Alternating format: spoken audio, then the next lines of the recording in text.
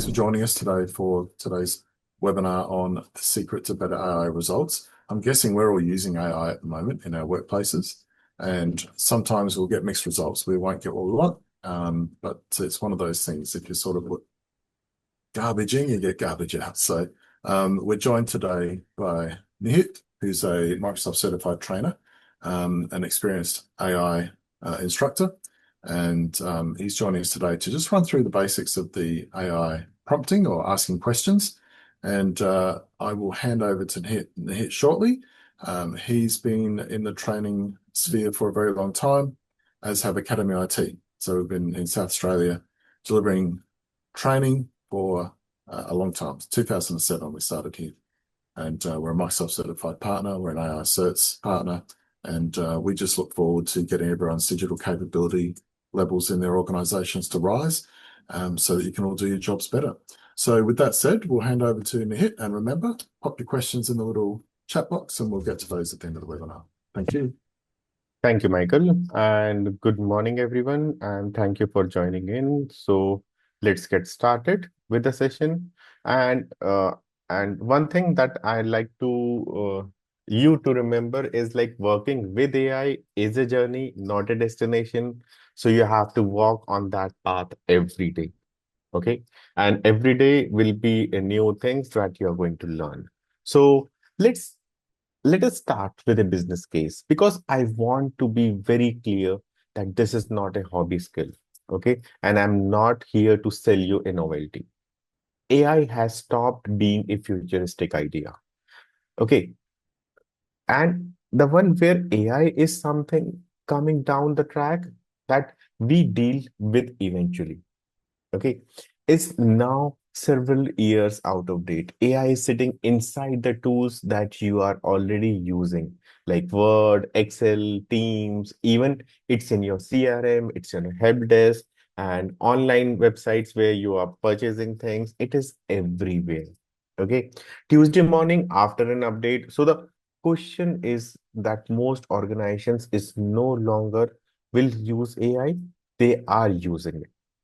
Okay, so the question is where anyone is getting genuine value from what is already switched on for you. And that is very different and far more uncomfortable question. Okay. If you see, like over 70% of the professionals now use AI in some or other form, yet very few are optimizing what comes out of that. Okay. So think about that gap. See, we are thinking something in mind, we are writing something, and the model is understanding something. So there can be a gap between what we are asking, what model is understanding, and what it is giving you the result. Okay. And I like to use one analogy over here. See, think of large language models as an extraordinary, well-read graduate who have just joined your team this morning, and genuinely brilliant, astonishing, fast, and never tired, never bored, and never silent. So when you ask for like fifth draft, sixth draft, it will give you with the full enthusiasm. But this person knows nothing about your customers, nothing about your tone of voice, and nothing about your compliance obligations, and even nothing about your last quarter results. So now imagine walking past their desk and saying, hey, write me something about our results. What would you get back? Generic filler, right? And not because they are stupid, because you told them nothing. Okay. Brief that same graduate properly with context, constraints, and an example of what good looks like. You get work that you can actually send.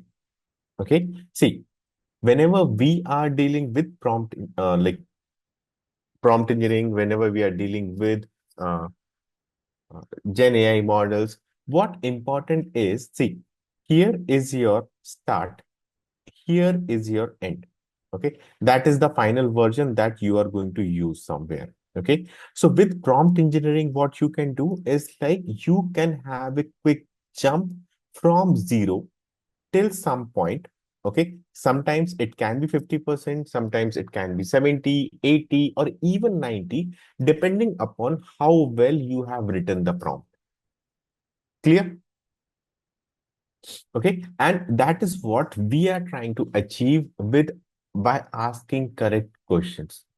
Okay, that this gap should be minimized so that the rework that we have to do on that output which is generated by the model will be less as compared to, see, the more generic you ask, the more generic you will get. Okay, and if then you want to customize that as per your requirement, then you have to work a lot. Clear? Let me give you one more example. Like, see, uh, I have trained a finance manager who was spending 3 hours every month on a board summary. 3 hours of pulling numbers into pros every single month and forever. With one properly engineered prompt, that became about 20 minutes of AI drafting plus 20 minutes of human review. Same output quality, 1/5 of the time. And here is the part that mattered most to her. The prompt was reusable. So next month, she just changed the data and ran it again. Okay. So let me hear from you. Uh, because I suspect there is a story in this room. In the chat, tell me one line about a time that AI tool gave you a genuinely disappointing answer. Okay, so what did you ask for and what did you get? Okay, don't worry about being polished. I'm going to read few of you if you'll type in. Okay, and honestly, the disappointments are the most useful teaching material than success. Clear? And here is try this now. If you have a second screen or a phone handy, open whatever AI tool you use and type the vaguest version of the request you make regularly and just leave the response setting there. We are going to come back to it later in the session and rebuild it properly. And I want to see the before and after with your own work, not mine. Okay. And so that is why the value is real. Okay. But it is unlocked by the brief. Okay. Now we before get to the frameworks, I need to correct a misconception because a lot of people hear that and conclude that the prompt engineering is just a fancy phrase for asking better questions. It is more than that. And let's see why. Okay, so you will hear people say that prompt engineering is just asking a better question. It is a catchy line, and there is a grain of truth in it. But it badly undersells what is going on, and I want to correct it early. So if you leave today thinking that this is the only phrasing questions more politely, you will plateau quickly. And there are three layers to it. The first layer is the cognitive bridge. So prompt engineering is the bridge between human intent and the machine statistical probability.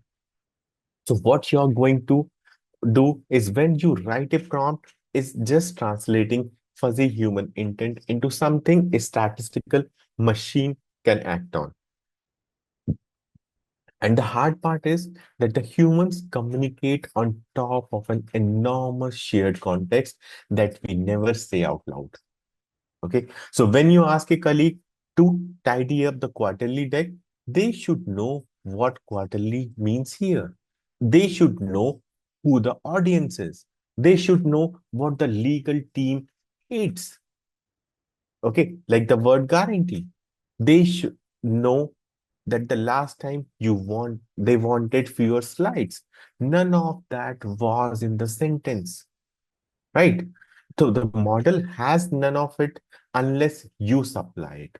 Okay. See, model is very bad at reading between the lines. So what you are thinking, you have to put that down in the prompt itself. Okay. So cognitive work is noticing your own unstated assumptions and putting them in words. Okay. And that is genuinely difficult.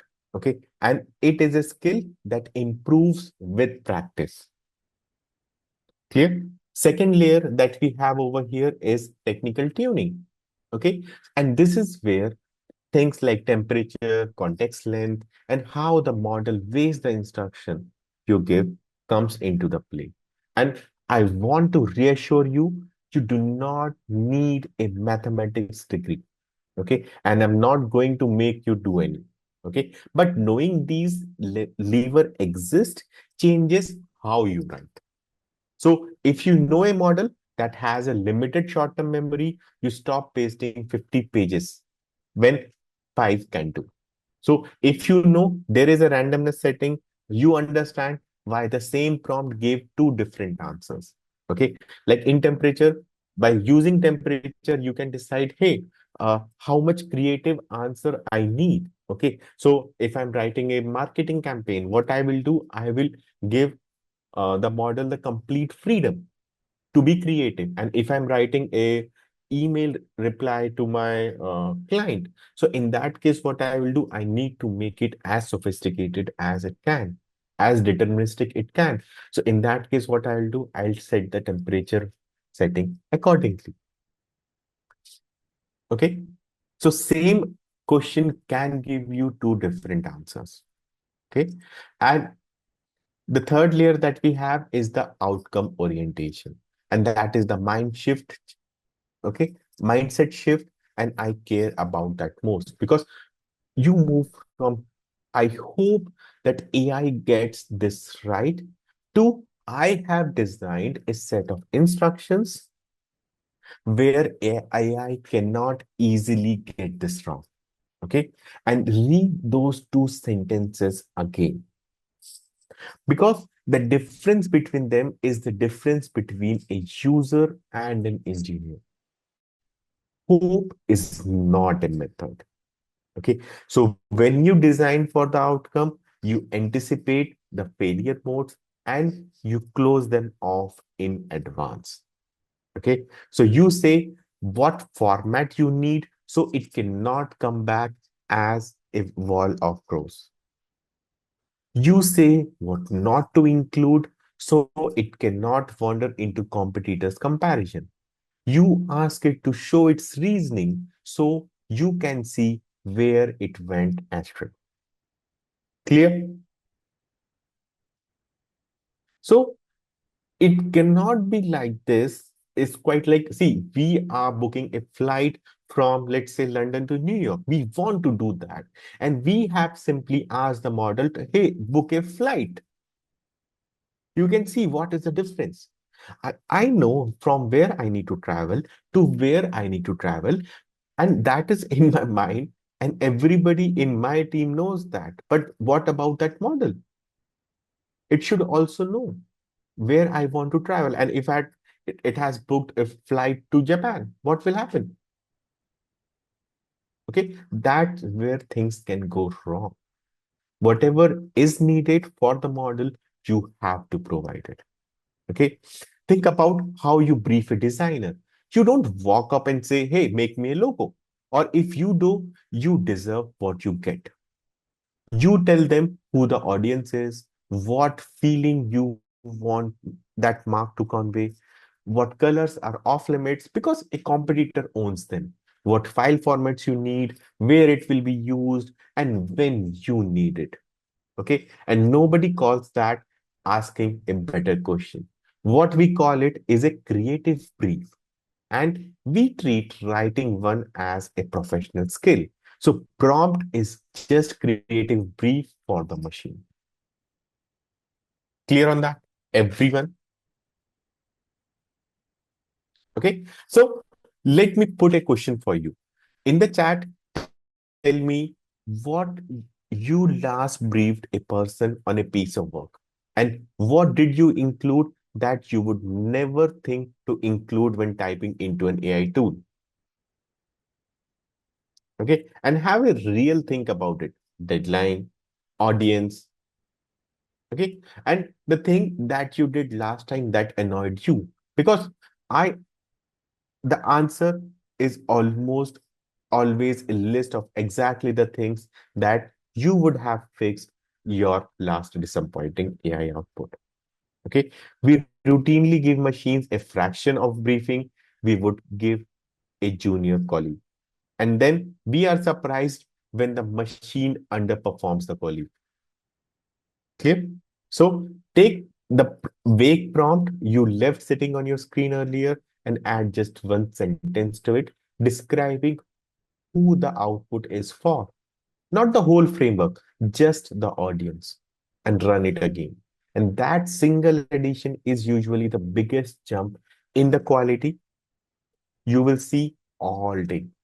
And it takes about less than 8 seconds to do that.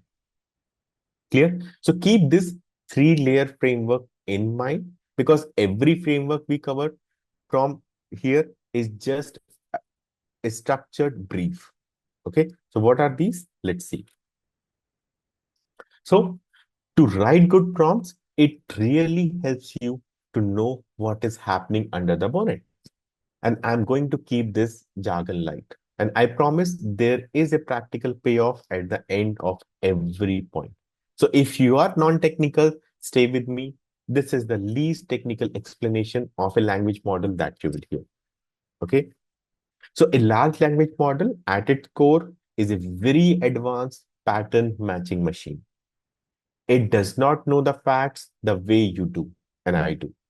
There is no filing cabinet inside with a folder and marked facts. What it does is calculate word by word and what is statistically most likely to come next, given everything it has seen so far. And that's it. That is the mechanism. It has read an extraordinary amount of text and it has become extraordinarily good at predicting what comes next. Okay. So what we have over here, the first is the probabilistic nature. Every single word it generates is a statistical bet. Okay. Not a lookup, a bet. And that is why the same prompt can give you slightly different answers on Tuesday and on Wednesday, which drives people mad until they understand it. And it's not being inconsistent to annoy you. It is the sampling from range of likely continuations. Clear? Second that we have is the parameters. So modern learned instincts are stored as trillions of numerical weights derived from its training data.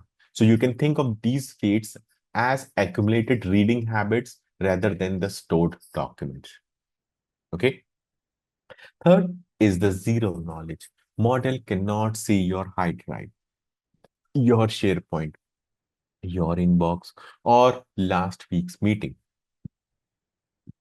unless you explicitly paste that content into your organization. Okay. Or your organization has connected it through the enterprise tool.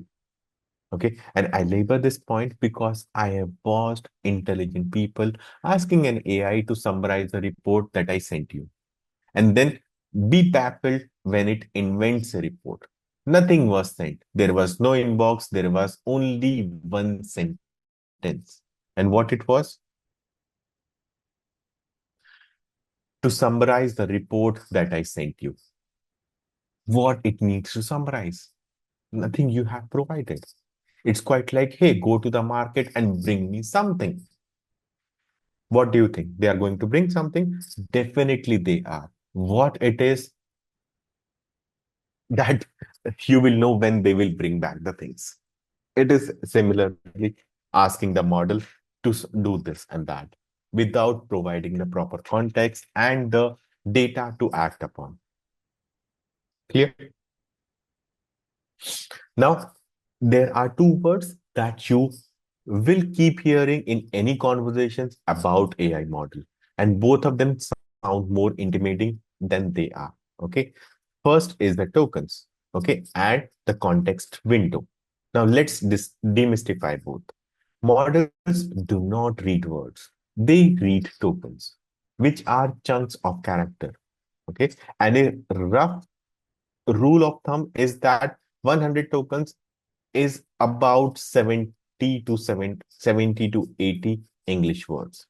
Okay. So a common word like the or the business is usually a single token. An unusual word, a technical term, or number of piece of code might be broken into 3 or 4 tokens. Okay. So names and abbreviations often fragment in odd ways. So you don't need to count them, but you need to know that they exist. And why you should care? Because there are 2 reasons associated with it, and both are commercial. So if your organizations are on API or an enterprise plan, you will be billed per token, both for what you send in and what you get back. Okay. And next is the speed. Like longer prompt take longer to process. So a bloated prompt is a slower prompt. Okay. Then what we have? We have context window. Now, what context window is? It is the model's short-term memory. It holds everything that the model can consider at once. Your prompt, the material you pasted, and its own answer. And the whole earlier conversation that you had with the model. So modern models range from about 8,000 tokens at a smaller end to a well over thousands of 100,000 of tokens at the large end. So when the that window fills up, the earlier part of the conversations drops off the back. It is not deprioritized, it's gone. Okay. And at this moment, where people usually go, because see, that is exactly why long chat starts forgetting the rules that you set at the beginning.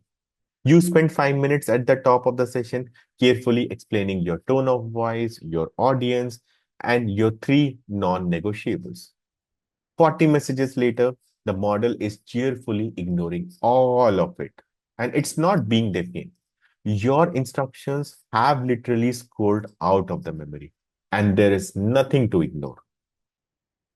Clear?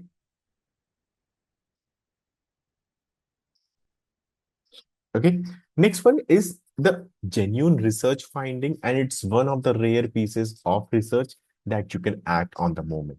Okay. And here is what researchers have found. When you give a model a long prompt, the model does not read every part of the prompt with equal attention. It pays the most to the information sitting at the very beginning and the information sitting at the very end. And accuracy dips noticeably, sometimes dramatically, for the content that is buried somewhere in the middle. So longer the prompt, the and more the pronounced that dip becomes. Okay. Now, honestly, that mirrors human memory almost exactly. Psychologists call it primary and recency. So if I read you a list of 20 words right now and ask you to recall them, you would be you would give me the first two and the last three, or the last 2 or 3. Okay. And middle would be a fog. And that the model has the same shape of memory. Okay. And that parallel is worth holding on to because it makes the fix intuitive rather than technical.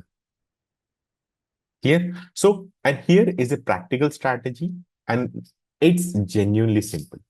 Structure your prompt like a sandwich.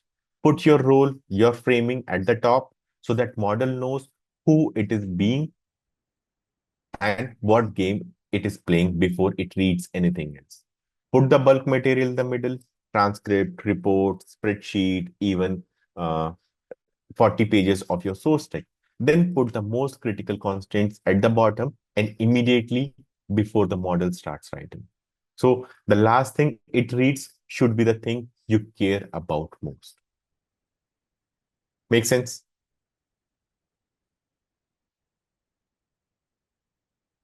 Okay. Now, when a prompt disappoints you, it's almost never mysterious. In my experience, I've trained thousands of people on this, and it is always one of the three specific failures. Okay, and the reason I want you to learn these three by the name is that naming a problem is what lets you fix it in 10 seconds instead of abandoning the tool and telling your colleagues, hey, AI is overhyped. Okay, so the first failure is of the ambiguity. Okay, and this by far the most common.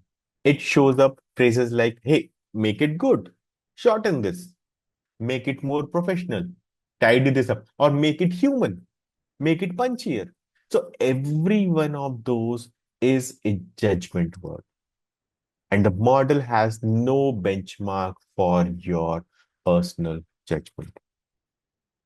Okay, like good compared to what?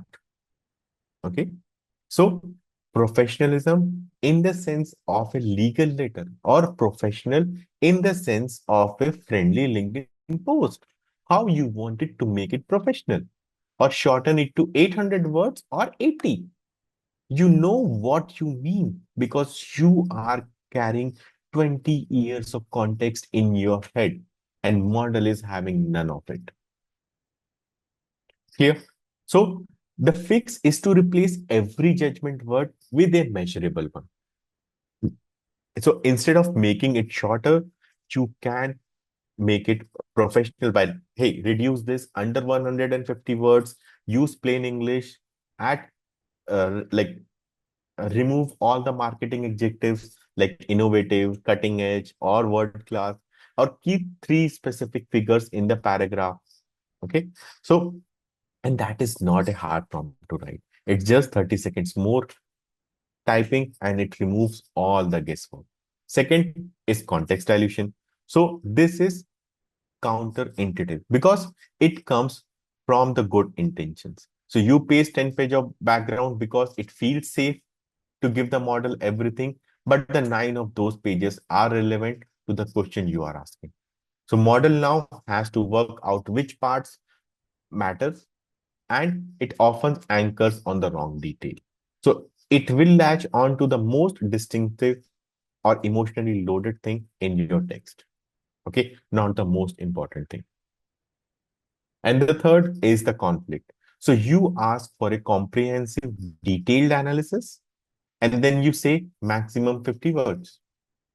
Those two instructions cannot be satisfied. Okay, model does not stop at say, hey, so I'm sorry. Those are contradictory. I'll pick one. Or it tries to split the difference. And often it invents a connective material to bridge the gap. And that is one of the quiet cases of hallucination that nobody talks about. Okay, so conflicting instructions create pressure, and model relieves that pressure by making something up. Clear? Now let's see the core building blocks of a prompt. Okay, and this is the centerpiece of today's session. So if you want to screenshot one slide, this will be the one. If you want to write one thing on a sticky note or put it on your monitor, make it this one. Okay, so every high performing prompt that I have seen has 6 components, and they go in this order, like role, context, task, constraints, format, and validation. So what does role do?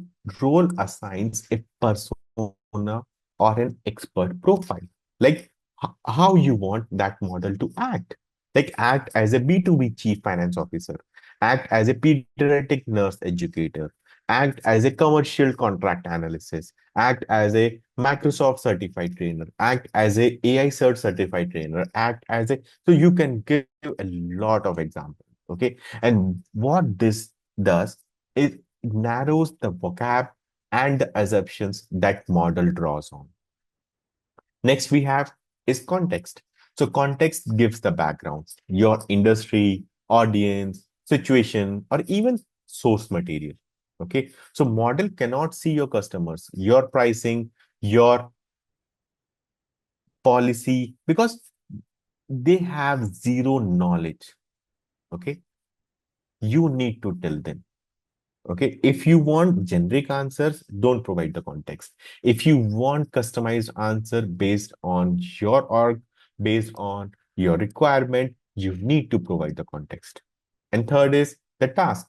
Like, this is the exact deliverable, not help me with this report, or which is a topic, or draft the executive summary section of the report, which is it is deliverable. Okay. And the test I used is this: could someone read my task line and know exactly when they had finished? If not, it's not a task yet. It is simply a wish. And remember,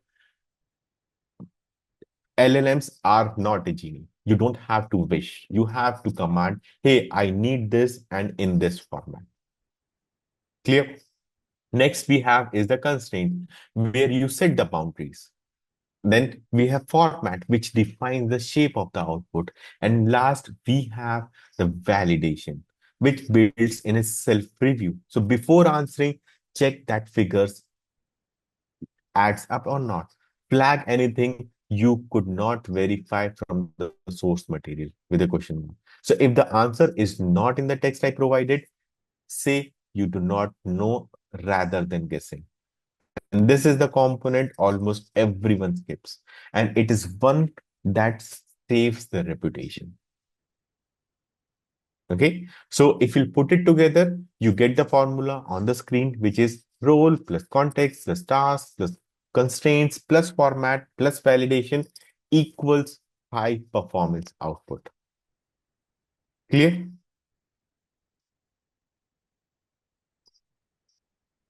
Now, there are different frameworks associated with it. Okay. There are 5 of them. They are usable, and I have ordered them deliberately. So the first one is the simplest, and it has the highest return per second of effort, which is assigning a role that we have seen. So what it does, it come back to what model actually is. It is choosing statistically the words one at a time, everything it has seen. So when you give the role, what you are doing, you are giving it expertise, meaning the right vocab and the right depth. So you are not getting a beginner's explanation when you need a practitioner's one. Next, what we have is the audience, which lets the model calibrate complexity, because explain to a board or explain to a graduate engineer produces genuinely different sentences. And last we have is the perspective, okay, which is what stops the model hedging and generalizing and giving you that flat everything and nothing tone that people recognizes instantly as machine written. Okay. For example, if I've asked model, hey, explain cloud migration risk, what it will do, it will get back with a Wikipedia style text like, hey, security, cost, downtime, even vendor lock-in, all true, but all useless because it's not about you. It is not aimed at any. Clear? So how you can like improve it? You can ask it like this: hey, act as a cloud solution architect with 15 years of experience in regulated financial services. You are briefing a risk committee of senior executives who have no technical background and who have already been burned by one failed IT program. Explain the top 3 cloud migration risks specific to regulated environment. And for each one, give the practical mitigation and who in the organization should own it. So we have written that in, and how we want the output, we can tell, hey, write in plain English, no acronyms, without expansion, no more than 100 work per risk. Okay. And end with a single question the committee should ask the vendor. Makes sense, right? Here we have given what we want, what we have, to whom we'll be presenting, and how we want the output to be. So there is no guesswork involved in the process. Clear? Next, we have chain of thought. Consider this. Hey, your manager has asked, let's take a simple example. Your manager has asked, like, what is the sport that is easiest to learn but difficult to master? And you have gone to ChatGPT or you have gone to any tool and you have asked that and you have got the answer. Like, for example, tennis is the sport that is easiest to learn but difficult to master. Now, if your manager asks, have you got the answer? You will say, yes, I have got it, which is tennis. Now, what is the next question which the manager is going to ask? Which is how? Why? Why tennis is the sport? And you will be completely blank. And you cannot say simply, hey, I have done this and I don't know what happened. So what we can do is like we can use chain of thought to the model to explain the step-by-step process, how it reached that end. Okay, like, and with that, we can come to know all the steps that model has gone through and where it went wrong, if any. Okay, so what you can do is like you can add one sentence to your prompt, which is explain your reasoning step by step and give the final answer. That's it. Okay. Next, we have few short learning. So in few short learning, what we do is we provide examples. Hey, these are the sample question and answers. For example, if I've asked the model, hey, if I've given the model like an example, for example, let's say, what is the color of grass? So the color of grass is green. So I have answered in a single sentence. Now, if I'll ask, what is the color of sky? So how model will structure the output? The color of sky is blue. What if I've here, if I've asked, what is the color of grass? Simple green. So what do you expect? What model will give? Model here will give me one word answer. So how you want that structure to be, you can give that as the part of the prompt itself. Okay, and that's how model can learn, that how it can create the output. Or if you have categorization, like you need to categorize that into two uh, categories, okay, and which you don't want model to generate on its own. So you have category A, category B. So you will provide that as the part of the prompt itself. Clear? Next is the task decomposition. Okay, so this framework addresses the common mistake that I see in the wild, and I want to spend real time onto it because fixing this one habit will change your results more than any clever phrasing ever will. And the mistake is the giant do everything prompt. Okay, you know the one, you sit down, you have a big messy job in the front of you. Because the AI feels like a magic box, you type everything you want in a single paragraph and hit enter. Okay, analyze this, prioritize this, draft something, make it sound like us, and format it nicely. And then you are disappointed when what comes back is vague, half right, and missing the thing that you really care about. Okay, so what we can do is like we can make use of task decomposition. Okay, like extract, then classify, and then draft. So output of one will go as input to another. Okay, so we use it as a chain instead of providing a large prompt. And last we have is the constraint mapping.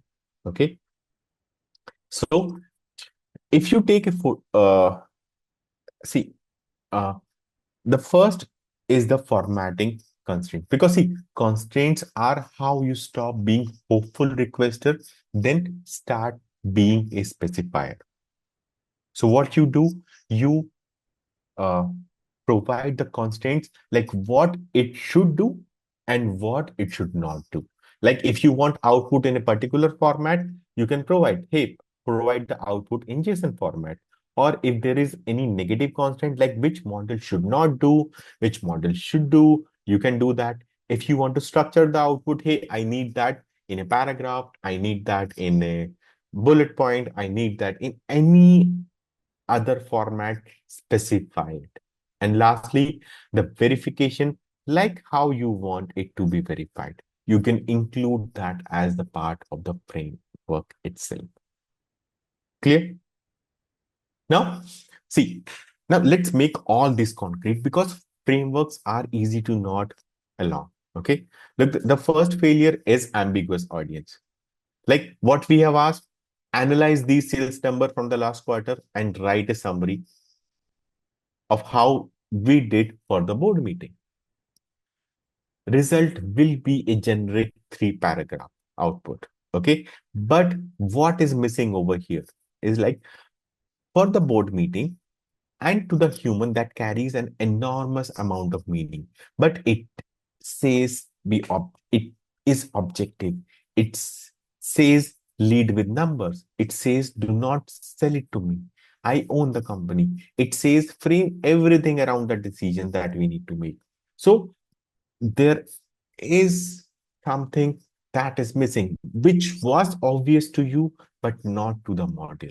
Okay, so the second failure that we have seen is there are no instructions or the metrics of the interest, like what it needs to analyze for. Okay, then structural constants, how you want the output, and zero shot attempt, because we haven't provided any examples that model can build upon it. So what is the engineered fix over here? The same data, same task, same board meeting on Thursday. The only thing that have changed is the brief. Like act as a strategic financial analyst. So this is the framework one, which is the persona. Remember why this works mechanically.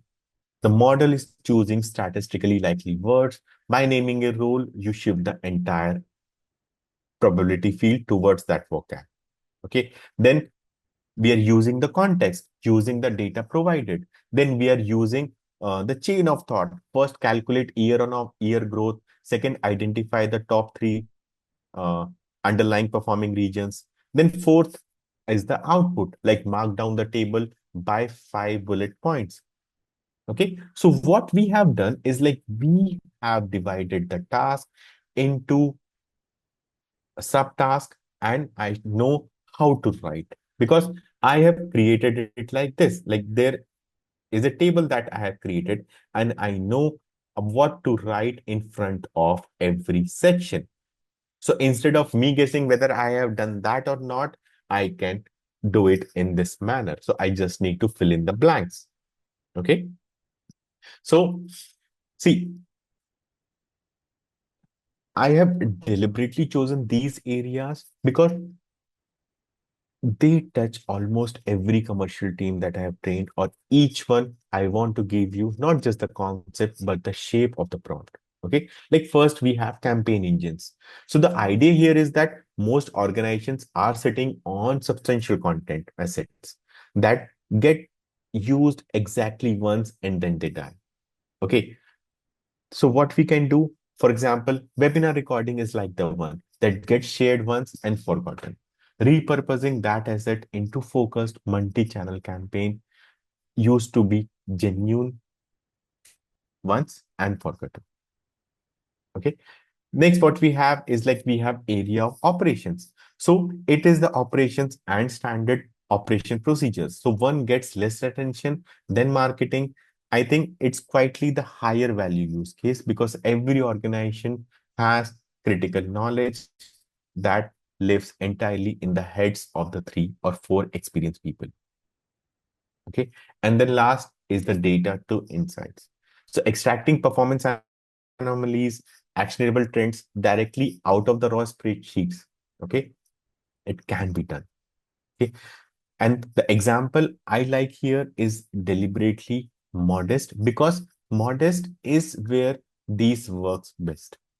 You paste your monthly figures and you ask the model to flag every metric that moved from more than 50% in either direction. To propose two plausible hypotheses for each moment. You are not asking it to tell what happened. You are asking it to look what happened, where happened, and why it happened. Okay. And that distinction is everything. You still validate every one of those hypotheses yourself, but with your knowledge of the business. You start from a shortlist instead of a blank page. Okay.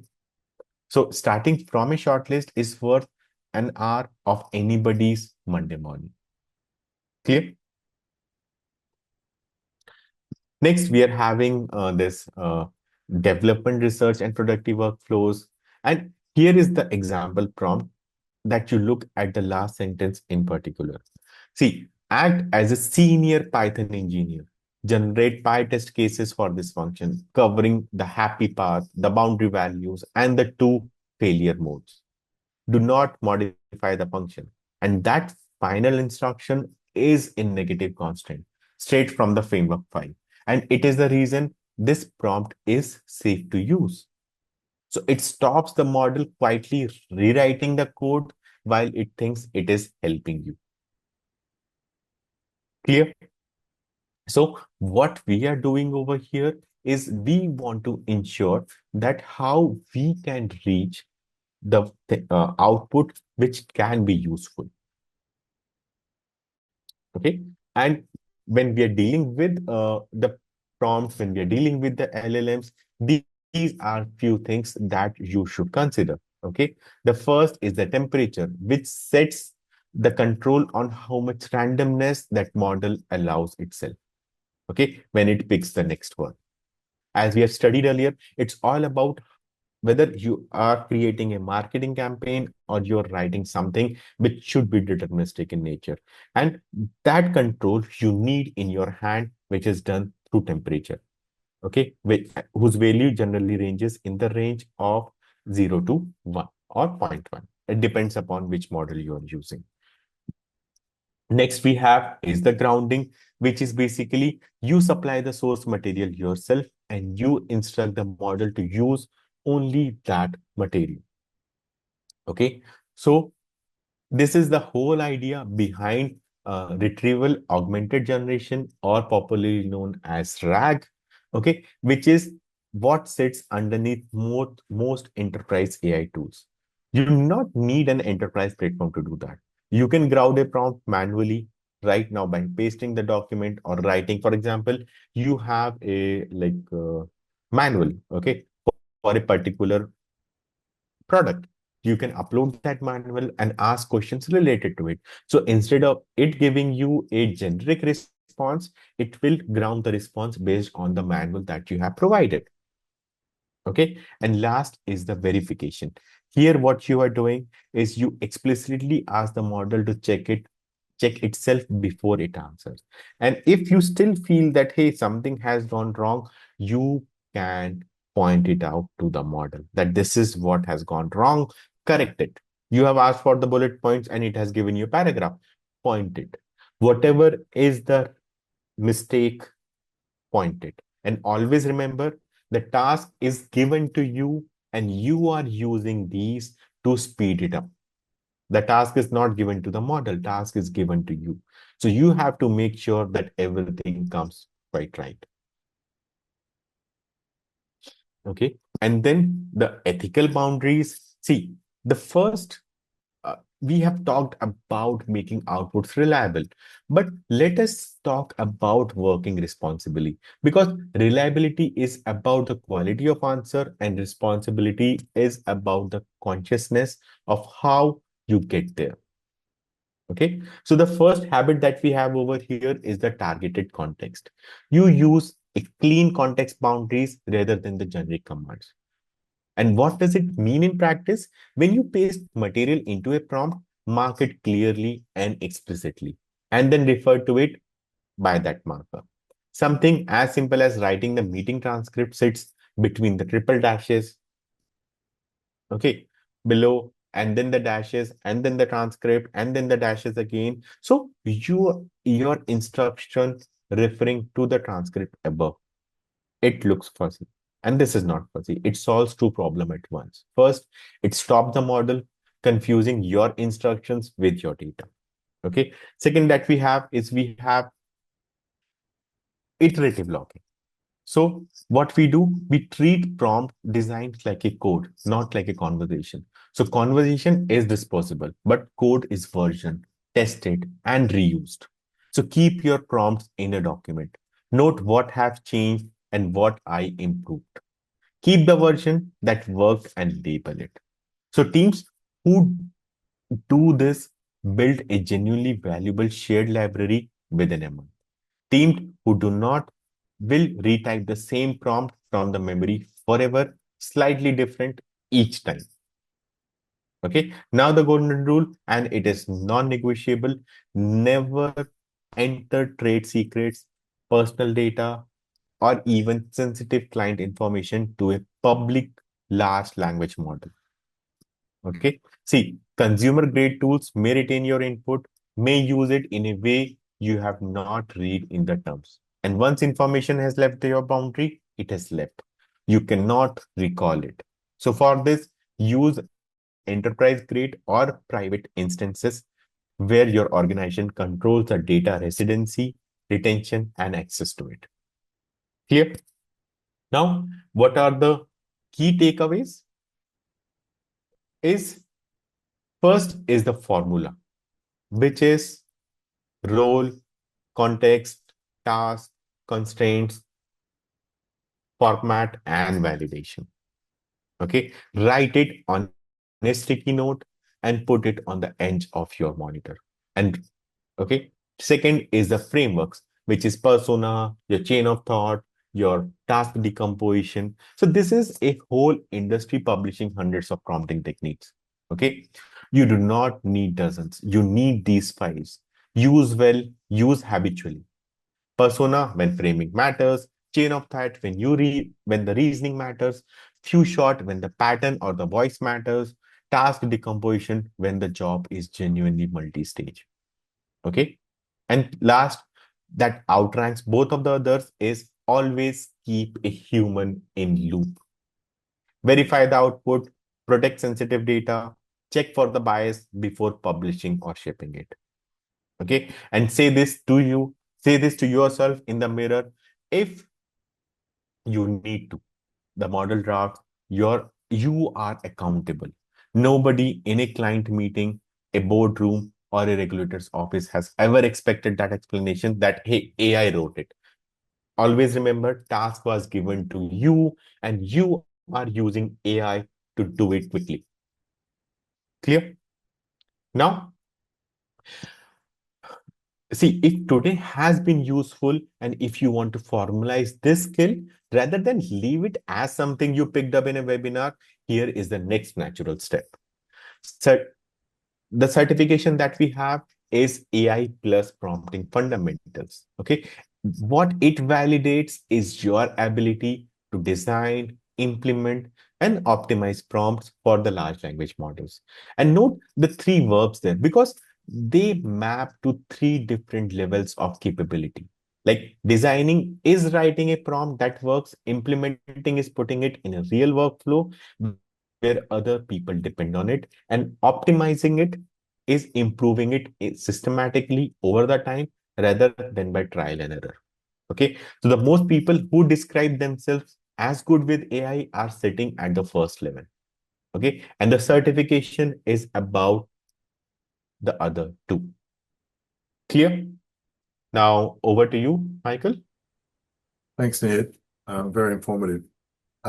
Folks, I guess I'd probably say that I'm a pretty good AI prompter, but there was so much I learned out of that. It was fantastic. And I guess that always brings me back to remind me that the training is very much dotting the I's and crossing the T's. I was doing really well with my prompts and doing quite well, getting some good outputs. But a lot of those things that I saw there, I thought, wow, I could have been doing so much better. And that's what the training's all about. And that's what the prompting fundamentals course can do for you. It's a one-day course. It's a funny thing because if you want to know something about Word or Excel or Project or PowerPoint, you'll go off and do a one-day course and you'll learn about it. But people don't seem to want to do that for AI. But this is a one-day course. that will last forever for you because you'll then be able to write decent prompts. Now, as a promise to those that joined the webinar, we are offering a 20% off discount on this course, and you'll get an email out about that. We're also offering the AI fundamentals course for free, so we'll send a link out for that as well. So yes, thank you again, Hit. Very informative. And thank you everyone for attending. If we can have the next slide. Just a minute, let me do that.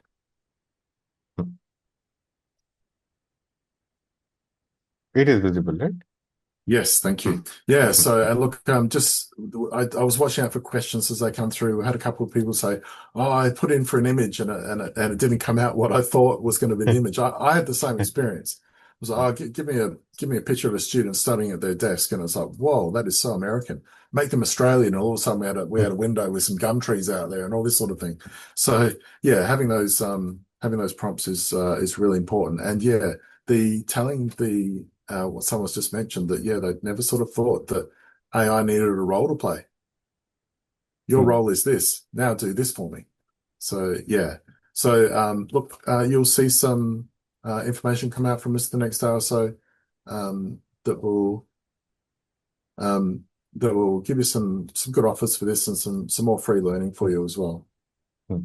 And what I can suggest is like, see, whenever you are writing a prompt, you are new to this. Let's say you are starting your prompt journey today itself. So you can't be expert in day one, but consider this as day one and you start your journey. So what you can do is like you can use these language models to create a prompt for you. So what you can do is like you can simply ask, hey, this is my requirement, so draft a prompt for me. And don't use it as it is, but you will get a complete idea that how the prompts can be written. Or you can ask like the framework that we have provided.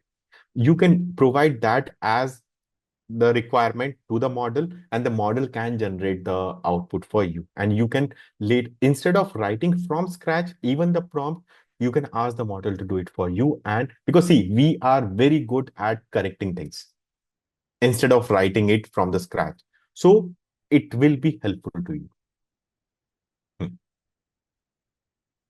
For sure. Well, thank you very much, Nihit, and thank you, Certs, for partnering with us with this webinar. And thank you to all the attendees for attending. And we look forward to seeing you on our next pursuit of learning. Thank you very much. Thank you, Michael. Thank you for the opportunity. Thank you, everyone, for attending.